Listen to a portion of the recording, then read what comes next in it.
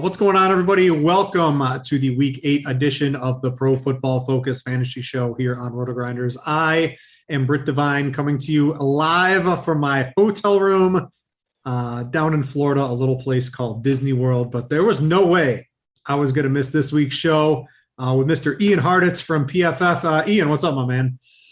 Just working on vacay, man. Look at you, just grinding, showing why you're a part of RotoGrinders. But yeah, man, doing good. I'm gonna be in Florida next week, Fort Lauderdale area. They're celebrating a wedding, so you got the sunshine right now, but I'll be catching up to you. But I guess it's a fun Week 8, man. There's so many, I think, viable plays like in the middle tiers of the pricing at pretty much every position that we got a lot to talk about.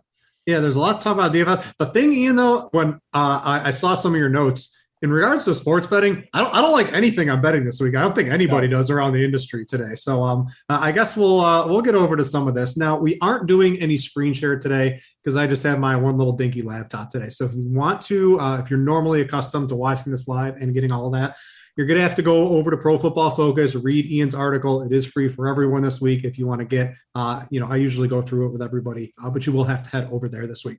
But Ian, I still have it pulled up here and I'm able to read through of it. Let's pretend some of these people are new to either RotoGrinders or to our YouTube feed. Give a little insight into what we're going to talk about here for the next 10 or 15 minutes, and then we'll jump right into it. Yeah, real quick, just, when we talk about the idea of a mismatch, what do we always do? If a run game set up well, it's a number 3 offense versus number 30 defense. What I've done for the 6 categories we're going to go over is basically just combine those numbers for the same stats. And because of that, once you add some conditional formatting, real easy to see where we are expecting, a great offense to face a bad defense and whatever stat we are looking at. And then from there, obviously, we got to add some context to it, which is why Britt and I go through it. Yeah, so let's get right into this home and away explosion rate. This is big plays, like Jamar Chase, right? We're going to get some big plays from him. Hopefully those can continue this week against the Jets. I don't see any reason why they wouldn't. What are some big matchups we can expect for some big plays on offense? And then maybe some teams that might struggle to put up those chunk yardage plays. Chasing the Bengals, popping as number 1 this week, actually tied with the Seahawks, but obviously a lot of that is coming from Russell Wilson's early season contributions. I will say, though, the Jaguars are second to last in explosive pass play rate allowed this year. So, maybe, just maybe, they can throw their best player, DK Metcalf, more than 5 balls one of these weeks. Even if it's not Russ, I still think he could potentially be a decent tournament option. Also have Matthew Stafford just really popping in the model. Hey, Britt, we keep talking about Tyler Higbee and maybe Robert Woods or whoever. Maybe one of these weeks Cooper Kupp won't score all the touchdowns. No, I think it is just Cooper Kupp every season. I saw some tweet that he's the new Michael Thomas. Maybe it was Jordan here at RotoGrinders, but he even has more touchdown equity right now than Michael Thomas. And it just seems so easy for him. But I will say Van Jefferson, now that we have found out that Deshaun Jackson him and the Rams are mutually seeking a trade partner. Van Jefferson, I think that 90% snap rate we saw last week is real. We saw it earlier in the year, but then Djax just came back. So not a guarantee, but I think Van continuing to have that sub 4K salary does make sense in really good spots such as this one. And then quickly, top 2 guys that could have some trouble, Tua and Justin Fields, and also Jared Goff and Davis Mills, not looking very good either, to pretty much nobody's surprise. Seems like the horrible quarterbacks might have trouble picking up those chunk yardage plays. Who would have thought something like that would happen? Scrolling down on your article again, apologies for not having the screen share this week. Let's go to pace. This is one of the main things that feeds into projection systems that allows players to get more snaps on the field. More snaps equals more fantasy points. What are the best matchups? And then also we have to be aware of some slow matchups out there. And there are definitely some spots this week with players we want to use where at least the pace of the game doesn't really look that great. Yeah, number 1, which brings me back to, I think it was week 2, and we were on this very same show, having the same conversation. Dolphins and the Bills, and I bet the over on them this week, largely because of the pace and the Buffalo Bills history of just putting up all sorts of numbers on the Dolphins. Of course, when the Dolphins contribute 0 points to the effort, it's hard to hit an over. So, but truly, man, last 5 matchups here, Josh Allen has hung 35, 56, 31, 37, and 31 points on this Miami Dolphins defense. So if Tua can just even a little bit hold up his end of the bargain this time. Maybe we can get that over. Also, Rams, Texans, Patriots, Chargers, and the Monday night game, Giants, Chiefs, popping as a little bit faster paced spot. The slow ones are the Bengals and the Jets. Now they are starting to finally unleash Burrow a little bit more. He still had, enough pace to ring up 38 pass attempts in pretty much 3/4 of play against the Ravens last week. So that's been good to see. But yeah, in terms of a bring back on the Jets side of things, especially with Corey Davis out, I think it's like Michael Carter or more likely just nobody from that group. Also have the Steelers and the Browns and the Titans and Colts projecting as a little bit more slower moving than we would like to see. Yeah, Titans Colt game is interesting because I think there's going to be some players we want to use from that game. We got to hope maybe the pace of that game, if it's back and forth and they're scoring, maybe it'll be a little bit faster than what, the monsoon game that the Colts played in last week and things like that. Yeah. But I am a little concerned for that game. And yet the Bengals, do you think they were just sort of protecting Joe Burrow maybe for the first 2, 3, 4 weeks? And now they realize they have the sports car on Jamar Chase, right? They have that. They want to unleash it. Do you think they maybe sort of turn the page a little bit more? That's what I'm hoping for. I think so, man. But that was what made it so annoying in the first couple of weeks, though, because they wanted to protect him, which I get. But he took 10 sacks in the first 2 weeks of the season. Like, not having a quarterback pass until it's 3rd and long isn't the best way of protecting him. Having him throw more often as a whole and just being able to get the ball out quicker, like he's been able to do, really the second best quarterback only to Kyler Murray against the blitz this season. That's been the best route for their offense and accordingly his health. So whatever it is they're doing, man, it certainly is working for them better in recent weeks. And I think Chase will keep getting his. And maybe, man, with all this starting to move in the right direction, nice little bounce back spot for T. Higgins this week. Yeah. All right. Let's go to pressure rate. This is, again, on your article over at Pro Football Focus. Quarterbacks that will have all time to throw, that is good usually for fantasy, unless your name's Sam Darnold. And then quarterbacks who are under pressure, they can have some trouble on the DFS streets if they're not able to get the ball out of their hands quickly. What are the good and bad matchups this week? Big three expected to be under the most duress are Carson Wentz, Tua, and Jameis Winston. Jameis is interesting because there's really no one you feel that confident about stacking them with. I guess Callaway and Traquan, if you think of bounce back. But his issue has been volume, and nobody really even tries to run the ball against Tampa Bay these days. So I do wonder if Jameis, if they can keep him upright, give him a clean pocket, could have sort of a, first. He's had those 4 and 5 touchdowns games, but they came on like so few pass attempts. So I wonder if we could finally see Jameis get in the 40s with the pass attempts this week. But maybe with those receivers, it just doesn't matter either way. And then with Wentz there against the Titans, I will say the good news is, Harold Landry's been awesome with Tennessee, but Wentz in that monsoon game, he looked way more spry than he had while he was playing through 2 sprained ankles during the early parts of the season. So with Wentz, he had 23 rushing yards last week. I believe the previous 4 games combined, he was only at like 18. So I still don't hate the idea of going to Wentz here. Now that he is able to move more, now that he's got Quentin Nelson back protecting him, I'm not so worried about him in this equation. Tough to say too many good things. Got to go smash that Wentz rushing yard prop if you can find it.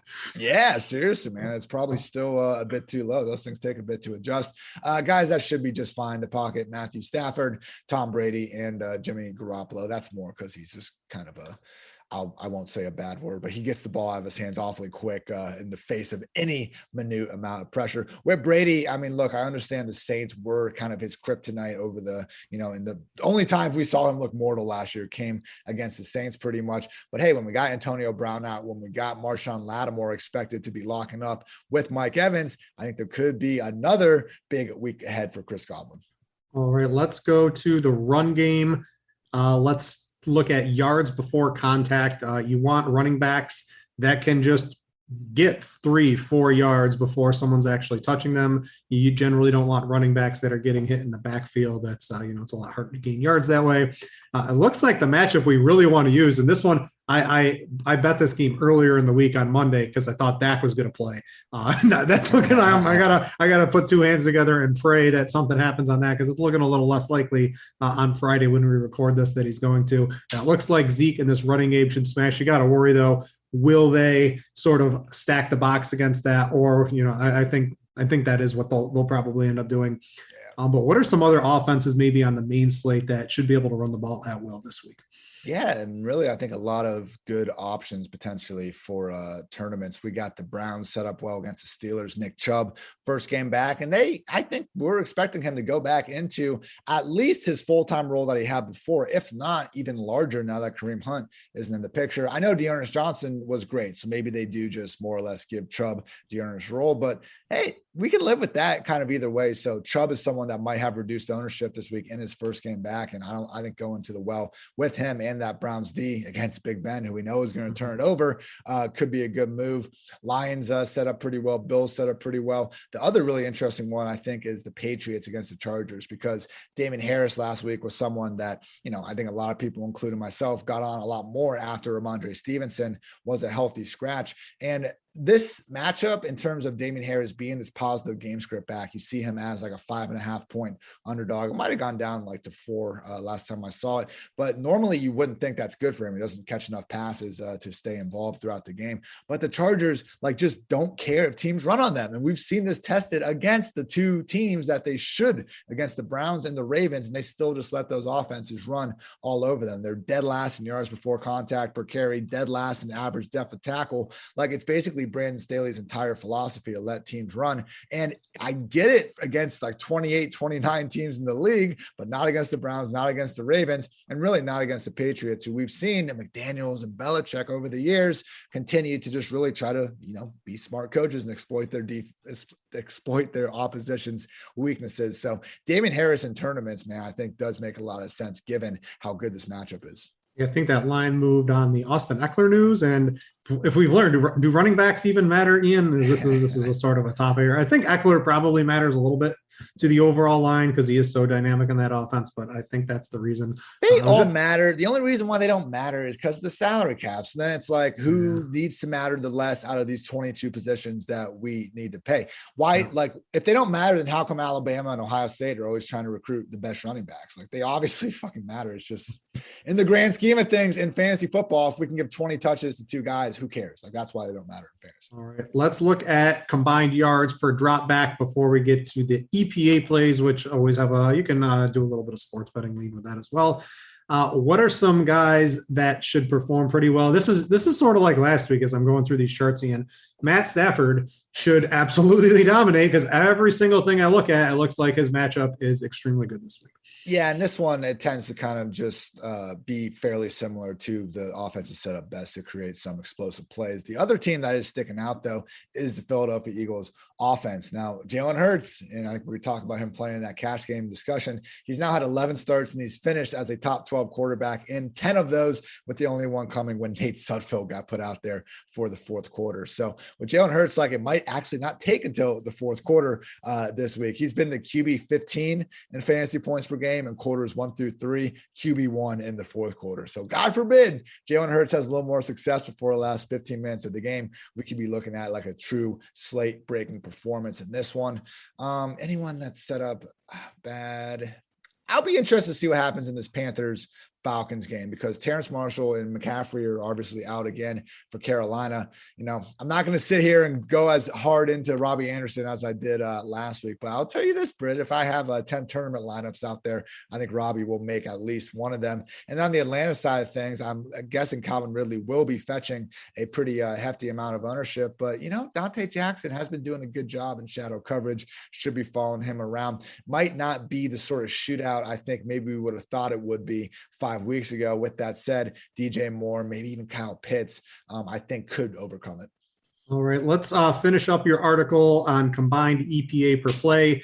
What are the biggest differentials here this week? Because these are some things you've kept track of this for a while.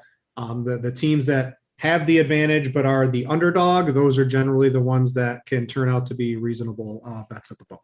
Yeah, they told us the Titans last week and we just ignored it. We ignored the trusty chart, man. Can't be doing it. This week we only have one underdog that does seem to have the offensive advantage relative to their opponent, and it's the Carolina Panthers. And this is what's scary because the two quarterbacks are moving in completely opposite directions. Darnold was playing very well the first 3 weeks of the year. He hasn't finished a game in the last 4 weeks with a PFF passing grade better than like 24th. Meanwhile, Matt Ryan was really having a rough start of the year. he's had 3 straight games with a PFF passing grade of at least 88, which is really, really, really good. So in this one, probably going to have to fade my trustee chart once again, but if the Panthers manage to pull off the upset in Atlanta, I'll just say I told you so. That gimmick quarterback, Patrick Mahomes, right? Just couldn't get it done against the Titans this week. Man. All right, that's going to do it for the Mismatch Manifesto recap. Again, apologies for the screen share not being able to be done this week. We wanted to make sure the video quality and audio quality was clear enough. We didn't want to stress everything out. If you did want to read it, you can go check that out over at Pro Football Focus. It is free. You can find that. Just search Ian Hartitz on the little search bar, and you should be able to find that very easily at PFF. And if you want access to anything else over at PFF, the grades or the team totals, at least the team grades and things like that, I use that a lot in my research. You can get subscriptions over there for all of that fun stuff. All right, Ian, let's jump into sports betting. Last week, the three picks I put on here didn't really do too great. So I'm hoping to have a little bit of a bounce back this week. And I mentioned at the top of the show that neither one of us really like what we're betting here. I've gone, I tried the Eagles last week against the Raiders, and that blew up. But I think I'm going to go back to them this week because the Lions are not the Raiders, Ian. I think it's this pretty simple that the Lions are, I think, pretty clearly a bottom 2 or 3 team in the league. And I don't think the Eagles are. I think Jalen Hurts, and this is the Eagles had a really tough schedule too. And this is about as cupcake of a matchup as it gets. So I really like the Eagles getting 3.5 on that one. Thank you for correcting me. They are favorites at 3.5, but I think they cover that pretty easily. And at least in the DFS streets, when we get to that at quarterback, everyone's going to be playing Jalen Hurts in cash games. So it just sort of goes along with that one. A couple other ones. I got a big favorite. I got the Bengals at -10.5. Against Mike White, right? Like 10.5. This seems pretty easy. And did you see what they did to the Ravens just last week? This looks like a pretty easy line for me. I know they are on the road, but I don't expect Mike White to just complete 40 dump offs and to break a couple of those, right? So like for touchdowns, that's just not going to happen. I think the Bengals are going to be able to do whatever they want on offense. I think their defense, people are going to be playing the Bills on DraftKings at $3,300. I think paying $300 more for the Bengals in tournaments makes a little bit of sense too, because this is just, there's no talent on this entire Jets offense anywhere on the field right now. So I think the Bengals cover really quick, and you don't really have to worry if they're up 2 touchdowns late. Like the ability of Mike White to get them down the field to get the backdoor cover, I think is really, really low on this one. So I think that one's pretty safe. And then you were talking about Jameis Winston, maybe a little bit that he was able to maybe get some things done. I'm going to squash that because the Buccaneers, I know they've had some trouble against the Saints in recent history. They've been able to shut down Tom Brady, and they've been able to shut down Mike Evans. But I don't know if you're able to shut down Tom Brady 4 times in a row as a team. I think that's pretty tough. So I think the Bucs 4.5, that seems more like it should be a touchdown to me. So those are the 3 I've got on here. And I'm going to be honest, other than that, it's pretty ugly this week. Your bets, there's one I'm going to disagree with you on. So maybe I'll see if you can figure out which one it is. But I do like a couple of the other ones you're after. Yeah, so real quick with Jameis, I think he could have the volume to do something this week. Yeah, there's just no talent. I hear you, and that's pressure. Combined yards per drop back, he's ranking as one of the worst ones. So no, I think Tampa at -4.5 is plenty good there. Yeah, I got some dogs this week. I'm putting our little notes here. Which one do you think I'm against you with? Can you guess it off the top here? The Bears. Yeah, for sure. So, I got my reasoning. Here we go, though. First off, I got Tennessee plus 2.5 now, I think was the last line I'm seeing. I mean, they opened as a 1-point favorite. I think if they were going to have the letdown spot, we kind of would have already seen that already with them coming off the Chiefs and the Bills win. So now against the Colts, it's the division game, and they can more or less, if you look at what they've done this year, already having a victory over the same Colts squad, they can pretty much wrap up the AFC South this early if they can go out and get that win. So getting points here. It sucks we don't have Julio, but I still think with a healthy AJB, which is great. He even said today that his weight's back to where it was before that Chipotle mishap. Hashtag, ban Chipotle. Don't take my guy AJB from us. And we got Derrick Henry, always capable of doing his thing. So Wentz has looked better, but okay, he won a monsoon game. He beat the Texans and he beat the Dolphins before that. So I'm just, give me the Titans there.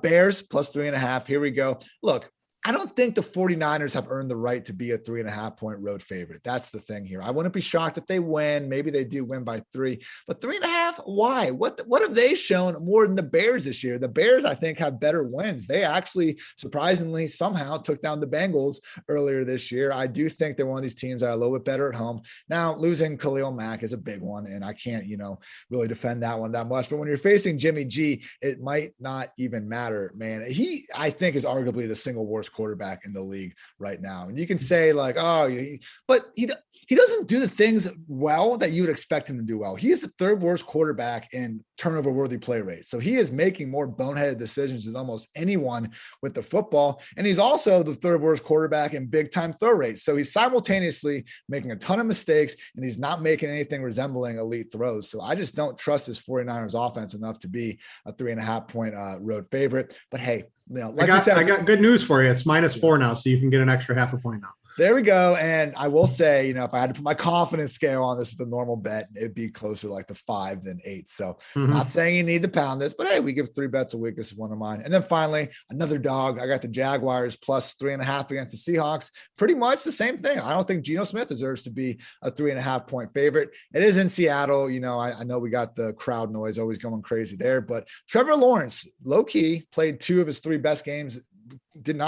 Clearly 2 of his 3 best games of the year before the bye. And if you just look at him those weeks, even relative to other quarterbacks, like he was almost top 10 both times in PFF passing grade. So if we can get that level of Lawrence, I think he's at least now good enough to, as you were saying, like we don't trust Mike White at all to, come back in garbage time. I do think Lawrence might be at the point where we can start seeing him keep these games a little bit closer, even when they go down, especially against Geno Smith and a Seahawks team that just wants to run the ball the whole game anyway. So yeah, the Jags one. So like earlier, I put my bets in here earlier in the week, and I had the Chargers and the Cowboys, and I took those out because I think they've had some changes in circumstances. I think the Jaguars, I was going to put that down on mine. I don't want to have the same one as you, but I think that's the sharpest dog bet of the week for sure.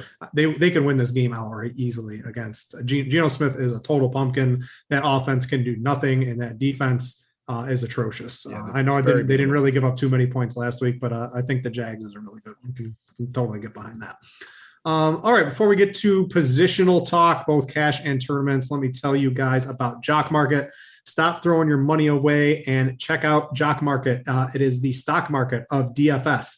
You can buy and sell shares of players in real time for real money. Download it now for a 100% deposit match up to $50 using code Grinders. That would be you deposit 50, you get another $50. So you get $100 to play with. Use code Grinders when you do that. And get this, if you happen to lose in your first market, so in your first session you sort of play on Jock Market, they call it their first market guarantee. They will refund your losses up to that $100. So I've been saying this for a few weeks on the pod. Check it out. Buy and sell some shares of players that have upside that might not cost a lot and get you upside to win. If you happen to lose, they will refund that on your very first play over there. All right, let's jump into some DFS plays. I think it's pretty simple at the quarterback position, at least in cash games, and this will also translate to tournaments. Maybe you can get a little different there. But it really looks like it's Jalen Hurts week against the Lions here. They're dead last in coverage grade on PFF. He always gets there, Ian. Like it can be just about any sort of scenario. He always seems to get there. It's really hard to not see him have 200 plus passing yards and at least 1 passing touchdown. It's hard to not really see at least 40 to 50 yards rushing with multiple touchdown upside as well. And with a lot of the big name quarterbacks off the slate, right? We just lost Dak probably. He's not going to be on here. He wasn't really on here to begin with, but we don't have Mahomes. We don't have a lot of the dual threat quarterbacks to get that stability as a floor for cash games, along with bringing the upside, of course. Jalen Hurts seems to be the guy we're all going to use. Yeah, 100% with you. Got to get Jalen Hurts in there.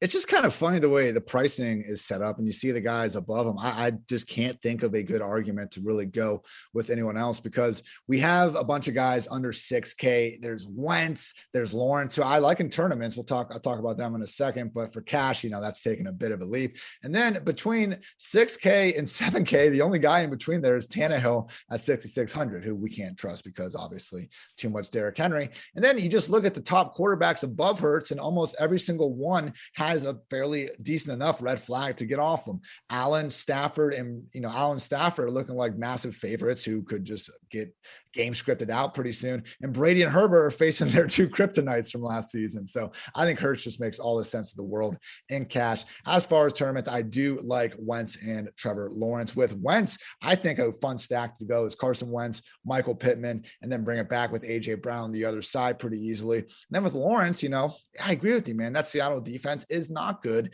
I think the fact they held the Saints to as few points as they did was going to be, hey, good for them, but I don't expect them to replicate that 2 weeks in a row. So DJ Chark out of the picture. We got Marvin Jones, Visca Chenault, even Jamal Agnew as a cheap option, whose nickname is Swagnew, actually. So I probably wouldn't go with Dan Arnold in tournaments, but hey, he actually is someone available in the cheaper side of things as well.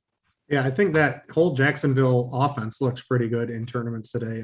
Probably maybe Arnold in cash games. We'll get to that a little bit later. But everyone else certainly are some good tournament flyers. I think Wentz, if you just squint, there's a couple quarterbacks in cash. Like your lineups, instead of playing maybe one or two suboptimal skill position players, if you play a Wentz-ish level salary at 5,700, your overall lineup, I think, looks a little bit better. I don't think I would do something like that, but I could see where something like that might creep into some players' optimal lineups towards the end of the week. I definitely prefer Jalen Hurts on that one. A couple of tournament plays I like are probably Sam Darnold, because he's just been horrible. You mentioned two quarterbacks trending in the wrong direction in that game.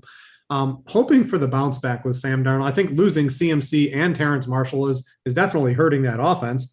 But the Falcons they're horrific on D. They have no pass rush. They've allowed the third most fantasy points to quarterbacks. I think you can get behind that. I think DJ Moore is a great play. You can throw some darts on Robbie Anderson again. Chuba Hubbard, he's still getting enough of the workload. And I think that last game where we saw him not get all of the workload was just due to this weird game script for the Giants where they just basically had no chance the entire game. So I think Chuba can probably fit into some lineups with Sam Darnold. And then the other quarterback I was also looking at is Teddy Bridgewater. I was a little bit more into him when I thought Jerry Jeudy was going to play, but maybe just before we started the show, I think Jerry Jeudy did not practice today. He said like he hopes to play, but it's not sounding like the guarantee that. Yeah, so I guess that's one of the things we're going to have to wait on, because like Jeudy was going to be a great play, I think, at 4,900 in tournaments, and Cortland Sutton, he can go out there and be the highest scoring receiver any week. Even given his quarterback situation there. So I think he's pretty interesting against Washington. They've allowed the most fantasy points, and they have the second lowest pass coverage grade as a team on PFF. They have faced a lot of good quarterbacks, so you can always sort of wrinkle that into, hey, is it the offenses they're playing, or are they just a bad unit? Because they are still getting good pass rushes. But those were the two guys I was looking at. I was really hoping Jeudy would be back, because that would have been a big elevation for Teddy. Yeah, I just don't. My big thing with Teddy, I think this week, we kind of saw it happening against the Browns on Thursday night. Like, he holds the ball so long that when he faces one of these really good pass rushes, I'm just not so sure he can stand in there long enough to take advantage of a bad secondary like Washington. So, Washington, I remember like the big stat everyone had after week one was they only pressured Herbert like twice on his 39 dropbacks. They've since come back and they're the third best defense in pressure rate. So I would probably stay off Teddy. But if Judy's going to be out of the picture, yeah, let's get behind Sutton, because even if Teddy, can't really put up the numbers himself, he can enable at least one guy. All right, moving to running back. The guy we were all on last week was Darrell Henderson. And DraftKings, we are again. We're right we all used him, and he didn't perform. So it definitely seems like the performance part of the algorithm kept his salary low, and not the ownership portion of the algorithm over at DraftKings, because he's just too cheap at 6,500. And it's just the Matthew Stafford in the red zone week last week going up against Detroit. Why wouldn't they do that? This is some garbage game against Houston. Maybe they let Darrell Henderson get some touchdowns in this game, because he wasn't really having that great of a game. Hopefully the statistics should come back for us in the fantasy game log this weekend. Oh yeah, I mean, we gotta fire him. His usage this year is just so ridiculous. I mean, every game that he's been healthy, he's been eclipsing 80 snaps without much of a problem. And if you just want to look at his per touch usage as well, in terms of expected PPR fantasy points, the only guys with more than Henderson this year: Najee, Derrick Henry, McCaffrey, Kamara, Swift, and Leonard Fournette. So he is truly a high-end RB1 that continues to be treated not as such on DraftKings. And when he's once again this massive favorite against a crappy Houston run defense, yeah, go right back to the well. I'm going to have, like, the way I kind of have my lineup construction going right now. I want Hurts. I'm going to pay down at tight end. I got two receivers in mind we'll talk about. Cheap Washington defense. But then I want Henderson and I want Khalil Herbert, because Herbert, I think, is the second most mispriced running back on this slate. Damian Williams came back last week and was a complete shell of himself in terms of what we saw the previous week. Small chance it was just he got activated off the COVID list and they weren't confident, but he's active. And for him to kind of go on that COVID list as an unvaccinated person, I do wonder, and we've seen some athletic reports indicate this, that Herbert has simply taken his place on the depth chart at this point. So Herbert last week was dominating usage, just like he did the week before when Williams was sidelined. So Herbert is at home. San Francisco defense, good, but they've given up over 100 rushing yards in 5 of 6 games. And for just 5,400 with Herbert, I think he's mispriced, and I really like some of the other spots I can go in the lineup. So if you want to, after this, and we'll talk about the receivers, you can get all the way up to Derrick Henry without too much problems. I don't think you need to. I think Najee Harris is fine. Maybe even Joe Mixon against the Jets. League worst defense and PPR points per game allowed to RBs. What about a couple other guys? So we got the Eagles running backs. Jordan Howard's back in our lives on the Eagles. He got signed. I don't want to mess with that. Yeah, not with that. So I think I'm going to avoid the Eagles running backs. They were looking a little bit more in play. I see you got earlier. Mitchell here next to Herbert. The problem with Mitchell, Hasty played every single third down last week. We don't have a chance to catch passes with Mitchell. Herbert is the workhorse. So I think same price point, you got to go Khalil. All right. What about tournaments at the running back position? Yeah, I'm not sure where you guys have Herbert, but he's low enough that I'm fine in cash and tournaments based on what I've been seeing around the industry right now. So I'm cool with him wherever. He's been honestly great too, man. 4th in PFF rushing grade this year. I mean, his nickname's Juice there for a reason. We've got Herbert, so I just refreshed everything. Yeah. Our latest one was 10 o'clock. This was the ownership update, 10 o'clock Eastern at we have him at 1% owned. That's what I'm like. He's had 18 touches in 3 straight games. So it's one of these rare occasions. Like usually the plays I think are like the most slam dunks also probably have the highest ownership, but not this week. So give me Herbert everywhere. And then it's the 2 that I mentioned before, Damon Harris and Nick Chubb, I believe, because of these soft matchups they have.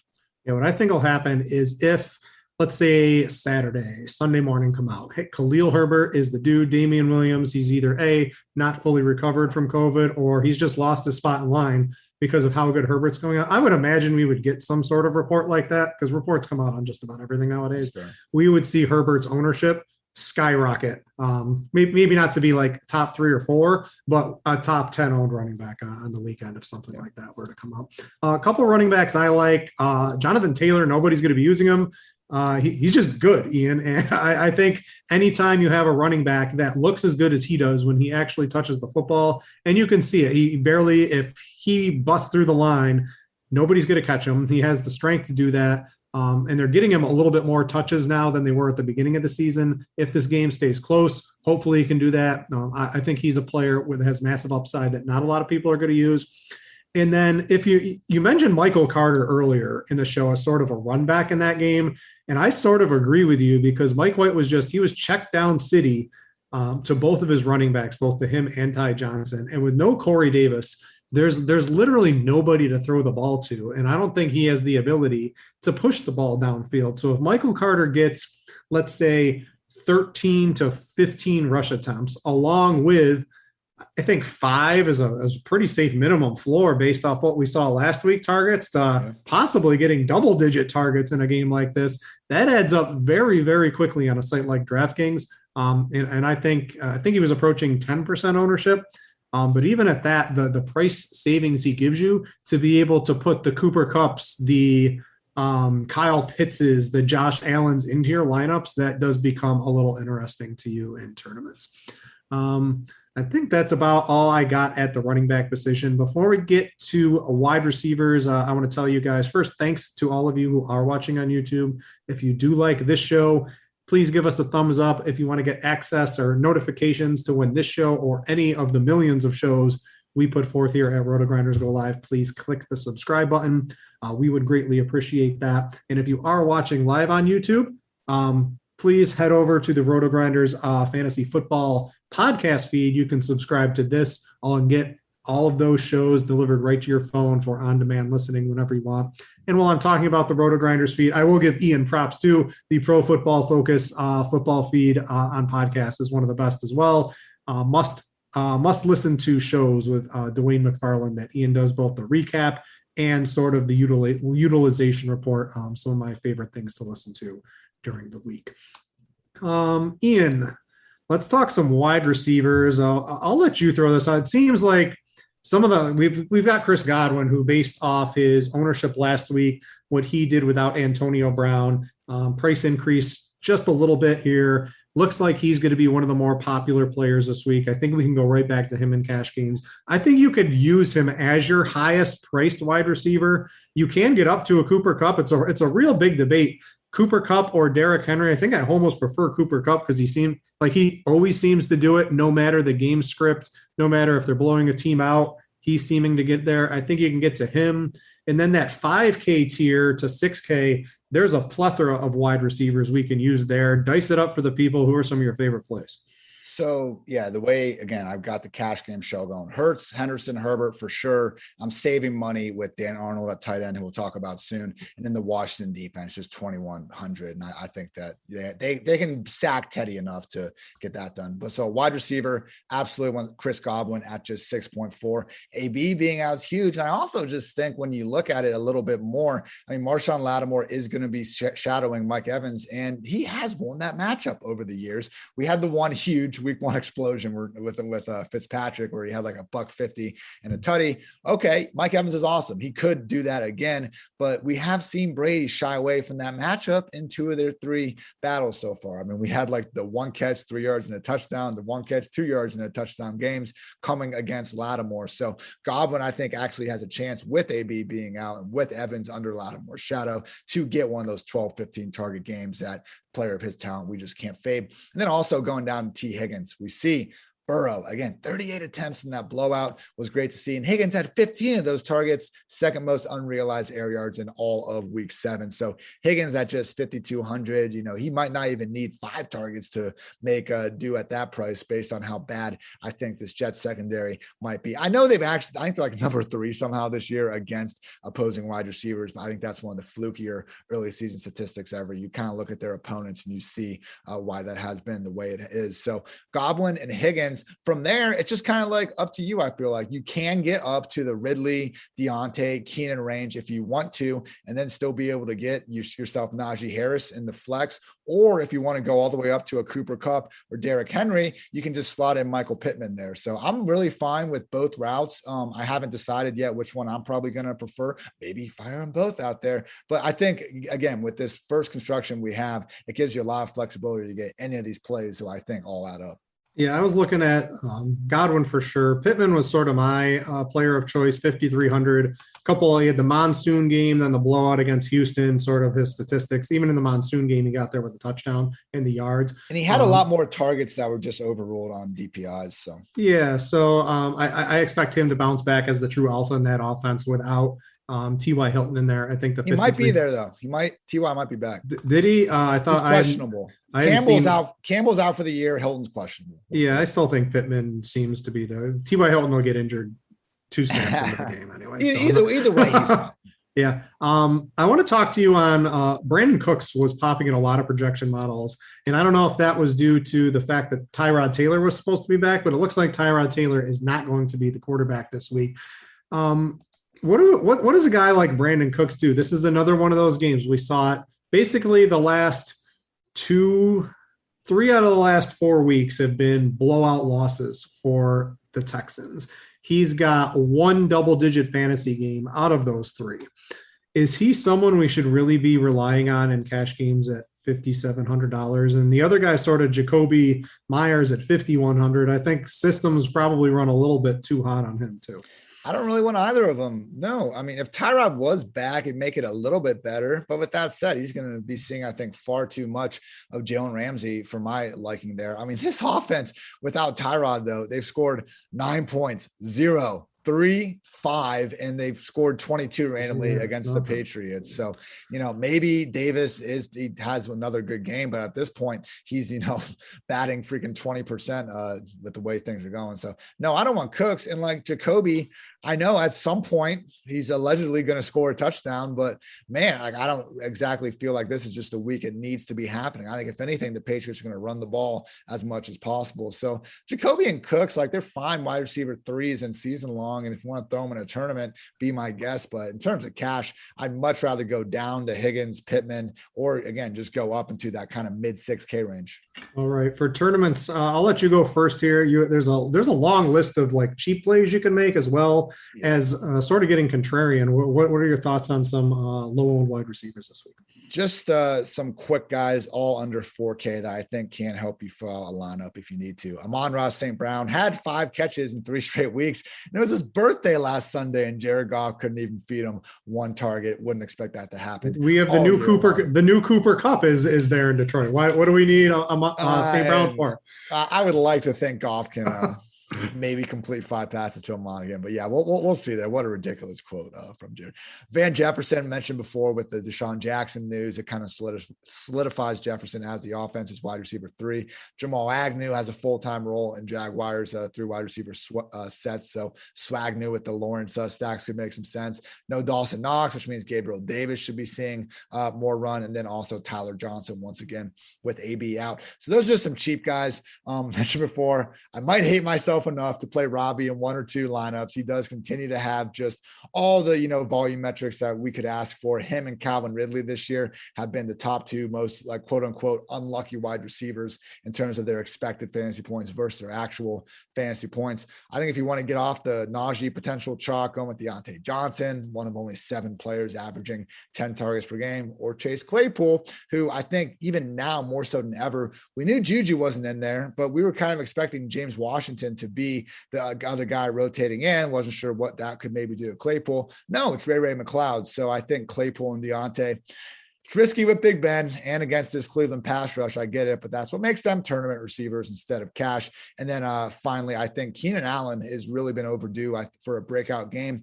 This Patriots secondary, man, like, okay, they shut down Zach Wilson and Mike White last week. Ooh. Congrats. But after that, Dak went bonkers and Davis freaking Mills went for 303 tutties. So if you look at the actual wide receiver cornerback matchups, I think Keenan's going to draw JC Jackson, who gets a lot of picks, but also gives up quite a bit of yards as well. Meanwhile, Mike Williams has to go up with a guy named Jawan Johnson. Maybe I think it's actually Jawan Williams, my bad. But this dude is like 6'3", 215 and has like, arms like touching the ground pretty much. So Mike Williams, I think, might have that rare matchup where he is against someone that kind of neutralizes his physical advantages. And at that point, maybe we see Herbert get back to leaning on Keenan, getting him those 12 to 15 target games that really we saw a regularity in 2020. Yeah, I'm on board with you with Jacksonville wide receivers. I think James Robinson, and I think for good reason, as in basically every touch in the backfield for the Jaguars in this game against Seattle should be reasonably popular this week. So if you switch off to the passing game, I think still my favorite is Marvin Jones. He's I think the true alpha, especially when it comes closer to the end zone in getting them scores. But I don't mind Visca. I don't mind Swagnew either. I think they're all very good, viable tournament picks. If Elijah Mitchell, we're projecting him reasonably highly owned. If he continues to hold that, well, he's come down a little bit over the week, so we've got maybe the 7th highest owned running back. Debo, he's their whole offense. That's all Jimmy Garoppolo, all any quarterback can do is get the ball to Debo Samuel and let him do things, specifically head towards the end zone and score fantasy points. So I think Debo is a nice little swerve, and because Debo is so expensive compared to that 6K or 5K tier we were talking about, I think he will go a little bit underappreciated in tournaments this week. I was looking at Jerry Jeudy at 4,900. This might, if Jeudy does happen to suit up, this might even be a better spot because now people will be even more likely to not use him. But that is something that we'll have to wait probably until that Schefter tweet on late Saturday night. Do you think we should just go to Sutton then? I mean, I know I do like Sutton. Sutton without Jeudy definitely has a ceiling to be the highest scoring player. But arguably, if Judy's, they said last week that they wouldn't play him because they didn't think he was quite at 100%. So I think if Judy's 10 days.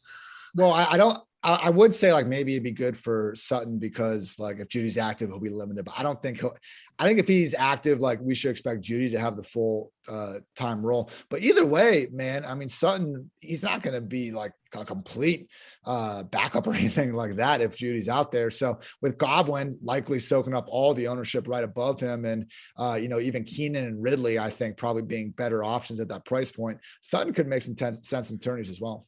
Yeah, if it showed up, hey, Sutton's got 102 touchdowns, I would not be surprised at all. Right. He's capable of that any single week. All right, let's go to tight end and let's wrap this up here. So tight end, I think, is a week we don't have Kelsey, we don't have Waller, we don't have Mark Andrews all on the main slate. So spending up is not something many people will do. Your highest priced option on DraftKings is Kyle Pitts at 6,300. Probably still a little tough to use him. We always like cheap tight ends because DraftKings salaries, just their whole algorithm, you have to save salary somewhere, and tight end, if there's a viable punts, generally what you want to do. There is Dallas Goedert at 4,700, who should be basically the lowest priced, most full-time snap, high touchdown equity player this week. But even that becomes a little hard to fit into the lineups I was making this week. So we don't have James O'Shaughnessy anymore, Ian. We have Dan Arnold as the tight end in Jacksonville. That maybe you were onto something, Ian. Maybe if James O'Shaughnessy didn't get hurt, we would just be playing him all year. But it looks like Dan Arnold has the track to be the cheapest sort of full-time-ish player with a reasonable role that we can use this week. Yeah, for those that forget, I sure don't. 8 targets on an 80% snap rate for O'Shaughnessy. I hype him up as the, cash tight end. I think he was like 2.8K or something in week 2. And in his 3 snaps, he catches a 24-yard pass and then is just done for, I think, the rest of the season. So Dan Arnold, though, yes, even more so than O'Shaughnessy, I think Arnold is like a legitimate receiver. That's how the Cardinals and Saints were using him when he was on their squads. Now, unlike Kyle Pitts and especially Mike Gesicki, like Arnold does actually play most of his snaps in line as a traditional tight end, but he's been solid. He's playing, I think it was 80% snaps and then 60% over the past 2 weeks. And the big thing is that when he's losing out, it's to Chris Manhertz, who is the most like run block first tight end you could ever find. Like he has 4 targets all season long. So even if Arnold doesn't have, like a Cole Kmet, almost 100% snap rate, he is their like full-time receiving tight end. So yeah, I agree with you, man. Like when I initially was doing my first run through in a lineup this week, I put Goddard in there with Jalen Hurts, but after seeing kind of the sacrifices I would have to make versus saving that almost 2K in cash going down to Arnold, I am going to go all the way cheap this week. I think there's a lot more options, in tournaments. I know you're on TJ Hawkinson a little bit, not to spoil that one, but I'm cool with that. Tyler Higbee versus Texans, 4th worst D in PPR points per game. Maybe Kupp doesn't score every touchdown for all of eternity. And then finally, like Kyle Pitts at this point, I think just if you look at where we're kind of ranking tight ends for the rest of the year, I mean, there's no Andrews this week. There's no Kelsey. There's no Waller. And Kyle Pitts, I think, is firmly in that tier of guys in terms of where they should be projected. So at 6,300, it is expensive, but I think he does have the chance to distance himself enough from these other guys to maybe make a big week out of it. Yeah, I was looking, the T.Y. Hilton news has soured me a little bit. You get a touchdown out of your tight end, you're pretty much golden for the week. So I was looking at Mo Alley Cox, who is definitely their big red zone threat. I was hoping Hilton would be out, but the latest lineup blurb says Reich said Hilton looked good in practice Friday, so I might have to come off of that. The other one, ultra leverage play. So both Leonard Fournette and Chris Godwin are going to be pretty popular. Do not forget what Rob Gronkowski was doing in the red zone to start the season. Back-to-back 2 touchdown games before he was hurt in that Rams game. I think he is like the ultimate leverage play off of a Godwin, off of a Lenny Fournette. Someone I certainly don't mind throwing a dart on at 5 to 6% owned, $4,600. The ultimate swerve off of Dallas Goedert at 4,700. So I think and I don't mind Hawkinson in Pitts. You're basically paying up to be contrarian. If you do that, the rest of your lineup is just inherently going to look different than everyone else's. Probably take Kyle Pitts looks like the real deal. Don't know if this is the greatest matchup with everybody, with your number one fan club, Cordell Patterson, sort of flexing on Mike Davis and really taking over. This Atlanta offense is on the upswing. I don't know if there's enough volume there every week, but there's certainly going to be weeks where Kyle Pitts can get done, and that does make the rest of your lineup contrarian this week. The more I'm looking at it, and this, I agree with what you're saying. I think just simply clicking on Pitts is going to make your lineup so different. He might be just the best tournament play of this week, almost regardless of position. He plays wide receiver. It's him. He's at 73% snaps in the slaughter out wide. Mike Gesicki's at like 94%. Nobody else at tight end is over 70. So like last week, and what was wild, like he had the good game against the Jets in the London game when nobody was on him. But even in that one, he's scoring a touchdown with a DN lined up over him, and they didn't have Ridley or Gage. Last week, man, like you just said, like he truly started to impress, winning against Xavier Howard one-on-one down the sideline. He had the awesome one-handed snag. Like Pitts, like I'm saying, is already looking like the exception and being up there in the top 5 tight ends already. So go get him on the squad. All right, real quick in defense, we got just a couple of minutes here. The ones that are looking popular, I just refreshed our ownership rankings. The Seahawks against Jacksonville, I don't know about that. I sort of like Jacksonville offense more than I like Seattle. You like Washington, they're cheap. The Bills going up against the Dolphins, they're big home favorites. I sort of like the Dolphins offense a little bit, but the Bills do have their number. I can get behind either of those. Is there anything else really standing out to you? I think Washington at 2,100 is the cash game play. Teddy holds the ball and he throws picks. Like he's just a good quarterback to play pressure heavy defense like Washington. I also just think that there's so many defenses under 3K this week that you can pretty easily stack with some running backs. So yeah, I almost like the Jaguars defense more than the Seahawks. Maybe the answer is just no to both, but James Robinson, the Jaguars, Jonathan Taylor and the Colts against Tannehill, who we have seen have these games where he takes a bunch of sacks and maybe a turnover or two. Khalil Herbert and the Bears against Jimmy G. I love that one, even though Khalil Mack isn't in there. Alex Collins and the Seahawks if you want, and then Cordero Patterson and the Falcons going up against Sam Darnold.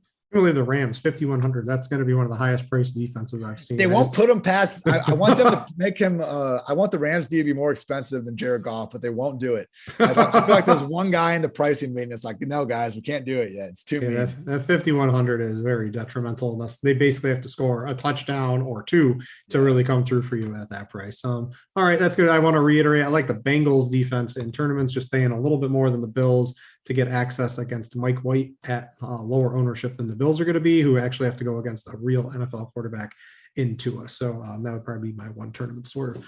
That's going to wrap it up for week 8. Ian, I'm going to go have some Mickey bars. I'm going to go eat and drink around the world. I'll be back home next week. Go check out Ian's article that we talked about earlier on Pro Football Focus. It is free. Check out everything they have over there, the grades, all that fun stuff that PFF has really become known for in the industry. I'll once again plug Ian's pods. Basically everything he does on the Pro Football Focus pod network is amazing. Go check that out and have yourself a good weekend. Ian, I got to get back to having fun. Thanks for joining me. For Ian, I'm Brit. Thanks for watching, everybody, and we out ya.